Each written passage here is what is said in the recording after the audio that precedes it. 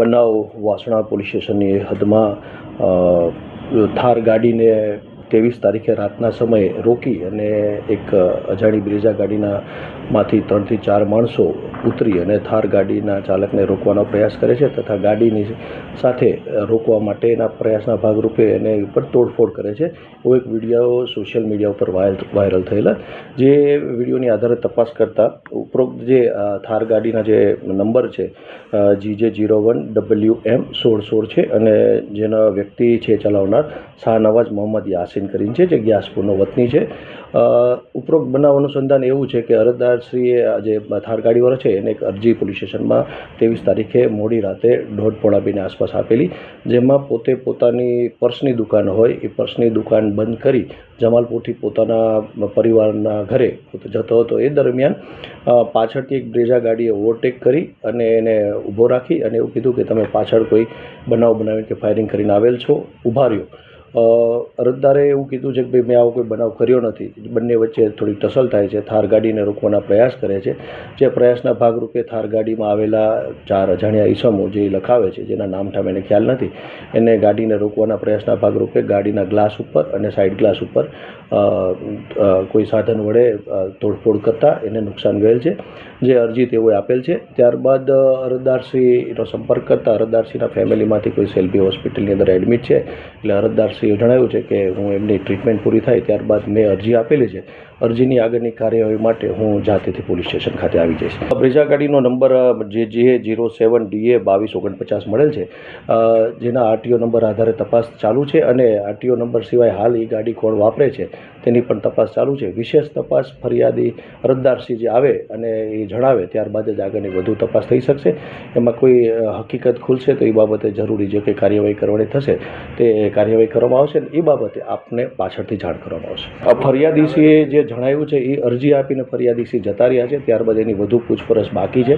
એનો સંપર્ક ઇન્ચાર્જ વેજલપુર હાલના ઇન્ચાર્જ પીઆઈ અને વેજલપુર પીઆઈ દ્વારા કરવામાં આવેલ છે. હાલ એના રિલેટિવ સેલ્ફી હોસ્પિટલ ખાતે એડમિટ હોય અને હું એમની ટ્રીટમેન્ટ અને કાર્યવાહી પૂરી કરી અને હું તપાસમાં સહકાર આપવા માટે વાસણા પોલીસ સ્ટેશન આવીશ તેવી હકીકત જણાવેલ છે.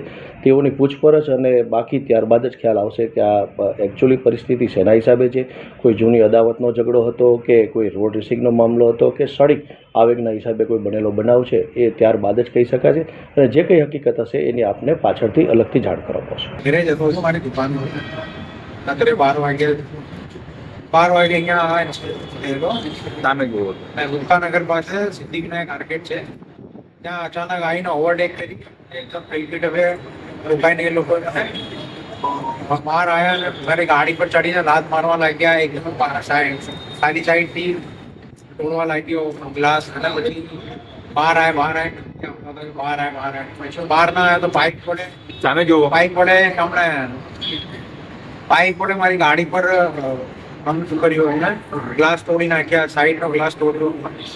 પછી એમ કે બહાર આ પછી માણસ મારી ગાડીમાં બેસી ગયો. એમનો અપહરણ જેવો ઈરાદો લાગતો હતો. સાઈડમાં લઈ લે સાઈડમાં લઈ લે પછી લોકોની ભીડ વેગી ગઈ તો એ લોકો ભાગી ના એને આ નંબર ઓળખતો પહેલી વાર જ જોયા હતા. એ લોકોને અજાણ્યા શખ્સો હતા. એકદમ આવીને મને એવું બીવડાયું એ લોકોએ. બહાર એક માણસ ગાડીમાં બેસી ગયો. મારે તો આવું કઈ મને કઈ મારી કોઈ જોડે દુશ્મની નથી, પણ આ લોકો અપહરણ કરી લૂંટના ઈરાદાથી આવે એવું લાગે છે મને. હા, ગાડીઓ તો ઘણી બધી હતી, મારા પાછળ પણ બી હતી, પણ એ લોકો મારી જ ગાડી રોકાઈને અને આવું કામ કરેલું મારો. તમને કોઈ તો ડાઉટ છે? નહીં, મને કોઈનો પણ શક નથી.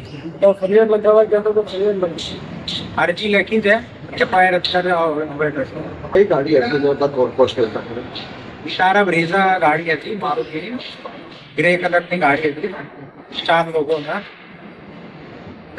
એકદમ આવીને ગાડી પર જ હુમલો કર્યો.